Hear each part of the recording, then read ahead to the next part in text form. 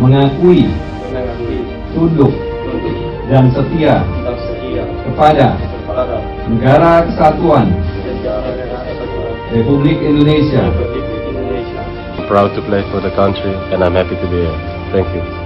Hello Indonesia, I'm ready to join the national team. I can't wait. See you later and I love Indonesia. Dua pemain naturalisasi baru telah resmi mengambil sumpahnya sebagai warga negara Indonesia. Dua sosok tersebut ialah pemain belakang klub Twente, Miss Hilgers, dan sayap kiri klub PEC Zwolle, Eliano Reinders. Sumpah keduanya diambil di kota Brussels, Belgia pada Senin malam waktu setempat. Melalui pernyataan akun resmi Ketua Umum PSSI, Erick Thohir, alasan Reinders dan Hilgers melakukan sumpah di Eropa dan tidak langsung di Indonesia seperti pemain naturalisasi sebelumnya, adalah karena keduanya tengah mengikuti jadwal padat klub masing-masing. Mengapa harus dilakukan di Brussels? Karena kedua pemain itu tidak punya jeda waktu jika pengambilan sumpah harus di Indonesia, kata Erick yang dikutip dari PSSI. Dengan masuknya dua amunisi baru ini, lini serang dan bertahan timnas Indonesia benar-benar diuntungkan jelang dua laga lawatan ke Bahrain dan China pada tanggal 10 dan tanggal 15 Oktober mendatang. Jika dilihat dari posisi bermain, baik Hilgers dan Reinders pasti akan membuat beberapa pemain inti timnas sebelumnya bakal mengalami pergeseran ataupun perubahan. Lantas seperti apa kemungkinan line-up timnas Garuda di bawah Sintayong pada lanjutan kualifikasi Piala Dunia 2026 zona Asia? Tapi sebelum kita bahas dan prediksi, silahkan untuk menekan tombol like dan subscribe pada bawah video ini agar tak ketinggalan berita dan update terbaru seputar sepak bola nasional maupun internasional. Jelang laga lawatan panjang pasukan Garuda ke negeri Mutiara Teluk Persia, dan negeri tirai bambu, yang bakal menempuh jarak sejauh 13.000 km, dalam persiapan laga penting nan krusial tersebut, manajer timnas Indonesia, Sintayong, diberi dua amunisi pemain baru, guna meraih 6 poin wajib, untuk mendongkrak posisi Indonesia di tabel grup C, dalam lanjutan kualifikasi Piala Dunia putaran ketiga zona Asia. Jika memang Reinders dan Hilgers tak ada kendala ataupun aral melintang, berikut adalah line-up pemain pilihan Sintayong yang bakal diturunkan di dua laga tersebut. Posisi kiper, sudah pasti akan diisi oleh Marten Paes. Penjaga gawang FC Dallas tersebut, menjadi sosok yang berperan besar dalam 2 poin yang mampu diraih timnas Indonesia ketika bersua Arab Saudi dan Australia beberapa pekan lalu. Intercept dan ketenangan dalam setiap kondisi tekanan yang diberikan oleh pemain lawan nyatanya mampu ia patahkan dengan mudahnya. Meski dalam 5 statistik pertandingan di klub dirinya telah dibobol 5 gol, namun jumlah intercept Paes adalah paling banyak ketiga Dins pada musim ini. Sementara di posisi bertahan, STY dipastikan hanya akan memakai 3 bek sejajar saja. Pilihan ini dinilai sudah tepat karena bakal menambah slot pemain tengah timnas Indonesia. Nama JIZES, Justin Hapner dan satu amunisi baru yakni Miss Hilgers, dipastikan bakal diturunkan bersama sejak menit awal. Performa apik Bang J, memang tak perlu diragukan lagi untuk menjadi palang pintu tangguh sekaligus kapten timnas Garuda.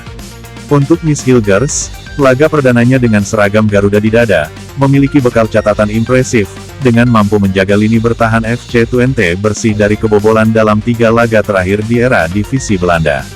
Selain itu dirinya juga mampu meredam gempuran penyerang kelas dunia ketika menjamu klub sekaliber Manchester United pekan lalu. Namun bagi Justin Hapner catatan kurang apik di klub mesti ia rasakan dengan hanya baru sekali menjadi starter dalam 6 laga yang sudah dijalani Wolverhampton usia muda di Liga Kasta kedua Liga Inggris. Namun sepertinya hal itu tak akan jadi pertimbangan penting bagi STY. Sejak Januari tahun 2024 Hapner sudah melakoni 10 laga resmi bersama timnas Garuda dan selalu tampil konsisten. Alasan STY memilih memainkan 3 bek sejajar, juga karena cederanya Sandy Walsh dan Sain Patinama. Komposisi 3 bek memang harus membuat Rizky Ridho bakal menepi dan harus memulai laga dari bangku cadangan, namun pemain kelahiran kota pahlawan tersebut justru menyatakan jika posisinya tergeser oleh Miss Hilgers, dirinya bakal mencuri ilmu darinya dan bakal bersaing guna mendapat tempat utama lagi di lini bertahan timnas. Lanjut di posisi gelandang, mantap pelatih timnas Korea Selatan tersebut. Dipastikan bakal memakai 5 gelandang yang akan beroperasi di 3 lini, yakni gelandang bertahan, gelandang serang dan seorang playmaker. Di pos gelandang bertahan, nama Nathan Choaon bisa jadi opsi utama. Meski banyak bermain di pos bek kiri, namun dalam Piala Asia usia 23 serta laga terakhir melawan Australia, pemain Swansea City tersebut juga mampu bermain di posisi gelandang bertahan, di lini gelandang serang sekaligus komposer lini tengah timnas, sudah pasti bakal ditempati oleh Tom Haye, pemain Almere City yang telah mengemas 6 caps bersama timnas Garuda tersebut mendapat julukan The Professor oleh fans timnas Indonesia, karena kemampuannya dalam mengatur ritme serta membagi bola di lini tengah. Total 1 assist dan 1 gol telah Bung Toha catatkan. Sementara 2 pemain gelandang sayap akan dipercayakan pada diri Kelvin Verdong dan Sandy Walsh. Kelvin Verdong bakal menyisir sisi kiri lini serang pasukan Garuda, kecepatan dan akselerasinya ketika melawan Australia dan Arab Saudi beberapa waktu lalu, sukses membuat lini bertahan lawan kocar-kacir, lini jelajahnya pun tak main-main, seakan tak punya lelah, dirinya selalu membantu lini serang timnas meski berposisi sebagai pemain bertahan. Tak hanya itu di klubnya saat ini Nijmegen, Verdong adalah sosok penjelajah lapangan meski berposisi sebagai bek kiri. Meski sempat bakal diragukan bisa tampil karena cedera, saat bermain di lanjutan Liga Jupiter Belgia ketika bersua klub KAA Genk, Sandy Walsh tetap bakal dipilih oleh STY, guna menjadi gelandang sayap sisi kanan. Dirinya yang mampu membantu lini serang sekaligus mampu menjadi bek kanan ketika bertahan, bakal membuat pola permainan cepat era STY akan tersaji dalam laga melawan Bahrain dan China mendatang. Untuk posisi lini serang, ada 3 nama yang sudah resmi akan dimainkan STY dalam 2 laga mendatang. Mereka adalah penyerang Brisbane Roar, Rafael Strijk, sayap kiri FC Dender, Ragnar Oratmangun, dan sayap kanan FC Zwolle, Eliano Reinders. Untuk nama terakhir yakni Eliano Reinders, dirinya memang bukan sayap murni asli, namun dirinya mampu menempati 3 pos sekaligus, yakni bek kanan, gelandang kiri sekaligus sayap kanan. Bahkan selama di FC Utrecht kelompok umur hingga di klubnya saat ini, dirinya sudah 30 kali dimainkan sebagai sayap kanan. Hasilnya, Eliano mampu memberi sumbangsi 1 gol dan 5 assist. Hal ini bisa menjadi opsi ketika Marcelino Ferdinand mengalami anti klimaks saat melawan tim-tim tangguh macam China serta Bahrain. Nama selanjutnya yakni Wak Haji Ragnar. Posisi sayap kiri adalah posisi aslinya sejak masih membela klub FC Nijmegen, Groningen, hingga kini FC Dender.